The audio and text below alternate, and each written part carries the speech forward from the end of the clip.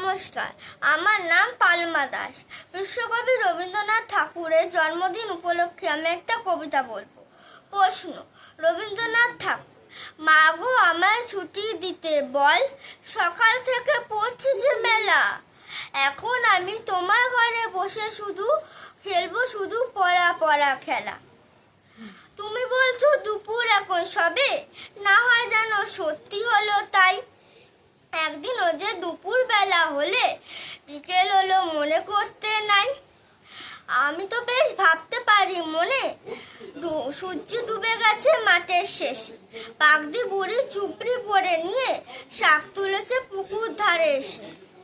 আধার এলো মাথার গাছের তলা, কালিও এলো দিঘির জল। হাটের থেকে সবাই এলো ফিরে, মাঠ থেকে এলো চাষির দল। মনে করো না উঠলো সাজের তারা, মনে করো না সন্ধে হলো যেন। রাতের বেলা যদি দুপুর হয়, দুপুর বেলা রাত হবে না কেন? নমস্কার।